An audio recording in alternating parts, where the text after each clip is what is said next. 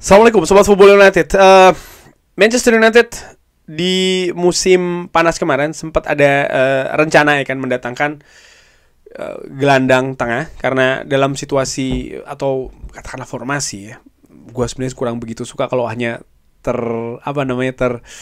terkurung taktik itu adalah formasi, tapi di dalam sistem 3 back, dalam situasi ataupun juga filosofi dengan intensitas tinggi yang diinginkan, sepak bola menyerang juga ya, mendominasi dalam possession, gelandang ini memegang peranan yang penting. Manchester United sayangnya belum bisa bergerak mendatangkan gelandang baru di musim panas kemarin, lebih terfokus ke posisi serang ya, dan akhirnya posisi penjaga gawang pun juga menjadi posisi terakhir yang didatangkan sebelum bursa transfer ini ditutup. Nah, terkait dengan posisi lini tengah saat ini, Manchester United menurut gue sangat terbatas pilihannya nih. Kalau dilihat praktis hanya ada 4 ya kan pemain tim utama saat ini yang bisa bermain di posisi gelandang tengah. Ada Bruno Fernandes, menurut gue walaupun bukan posisi terbaiknya sebenarnya. Lalu ada Casemiro, Ugarte, dan juga Kobbie Mainoo. Nah, apakah ini cukup? Gue pikir tidak. Ini riskan sebenarnya. Artinya, ya sebaiknya Manchester United memang mendatangkan gelandang baru. Mungkin mudah-mudahan bisa dihadirkan di bulan Januari nanti. Ada Carlos Baleba misalnya, ada Muerten, ada banyak pemain lah. Beberapa yang disebutkan memang diincar oleh Manchester United. Tapi tentu saja bursa transfer sudah ditutup saat ini. Nah, ada beberapa pembicaraan misalnya ya yang melihat siapa saat ini di skuad Manchester United yang bisa dialternatifkan, katakanlah seperti itu, ditempatkan di posisi gelandang tengah gitu ya.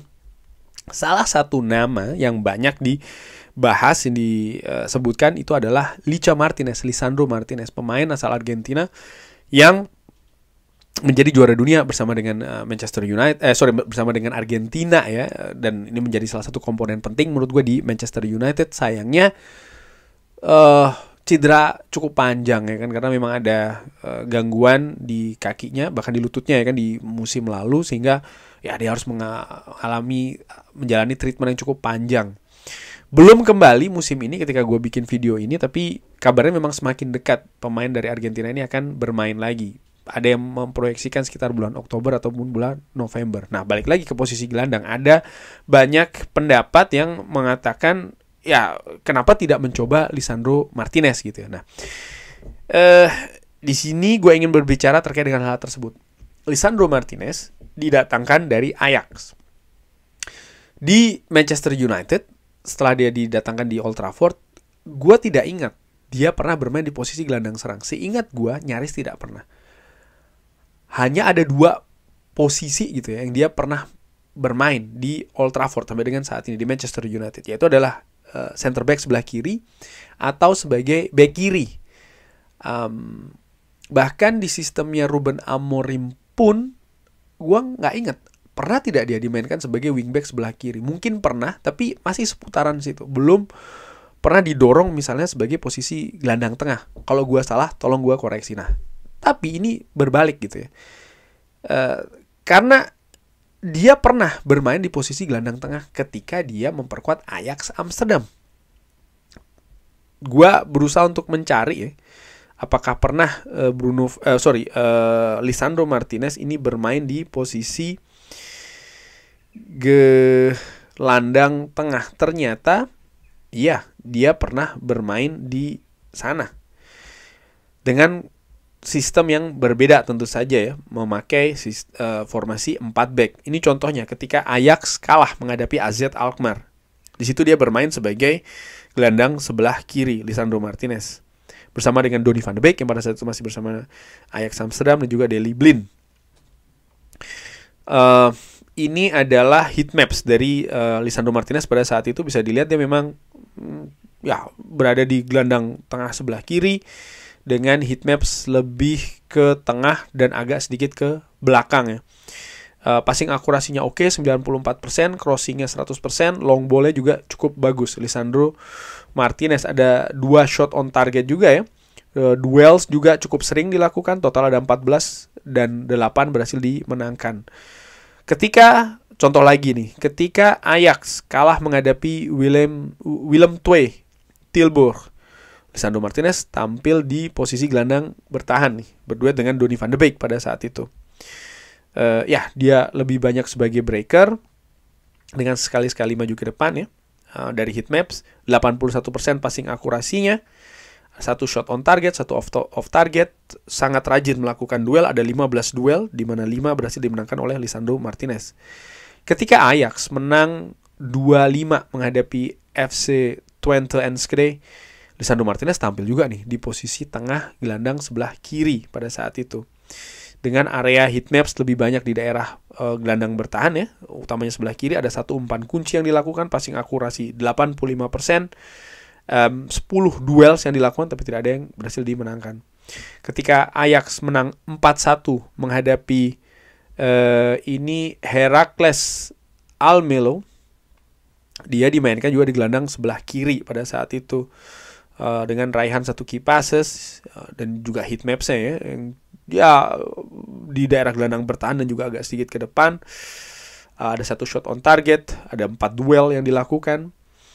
Jadi itu merupakan pertandingan-pertandingan di mana Lisandro Martinez pernah bermain sebagai gelandang bertahan dan juga gelandang tengah untuk posisi sebelah kiri. Nah, apakah ini maka berarti dia bisa dimainkan di posisi gelandang sebelah kiri atau gelandang bertahan ya, atau gelandang tengah? Apakah bisa? Menurut gue jawabannya bisa. Kalau pertanyaannya bisa ya, jawabannya bisa. Yang menarik adalah hal itu terjadi nyaris 6 tahun yang lalu. Jadi sudah cukup lama nih, di tahun 2019 bersama dengan Ajax. Nah, tadi gua katakan bahwa kalau pertanyaannya apakah bisa? Iya bisa. Tapi apakah itu posisi terbaik dari seorang Lisandro Martinez? Gue bilang enggak sih ya. Karena justru ketika dia ditempatkan sebagai back tengah, disitulah kemampuan terbaik dari Lisandro Martinez ini keluar. Dan itu dilakukan bersama dengan Ajax dan juga tim nasional Argentina. Bersama dengan Ajax yang terbaru sebelum dia pindah ke Manchester United di tahun 2022. Bagaimana rating permainannya? Ini gue ambil dari SofaScore. Fantastis. Jauh lebih bagus. Jauh lebih tinggi dibandingkan dengan ketika dia bermain di posisi gelandang tengah. Ya, seperti gue katakan, selain posisi back tengah, dia juga bisa bermain sebagai back kiri sebenarnya. Tapi itu pun juga tidak setinggi kapasitas ketika dia bermain di center back center back tengah sebelah kiri ya utamanya. Lalu apakah dia bisa dijadikan alternatif untuk posisi gelandang? Gue berpikir seperti ini.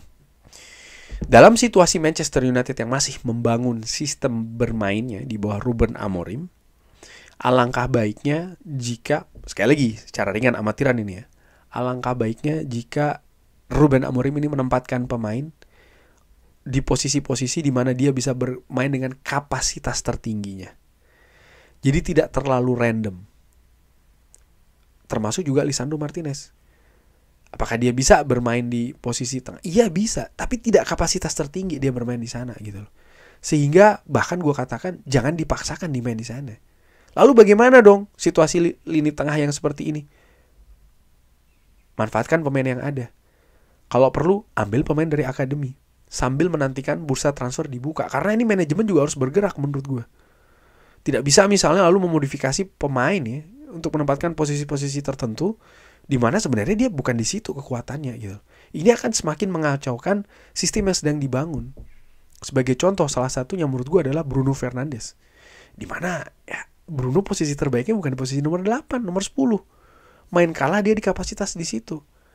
Di posisi itu. Jangan justru ditarik di tengah dengan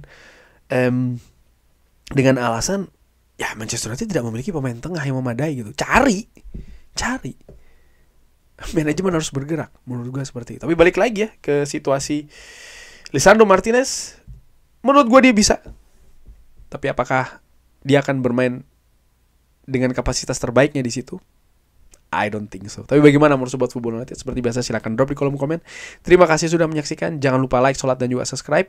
Wassalamualaikum warahmatullahi wabarakatuh. Thank you.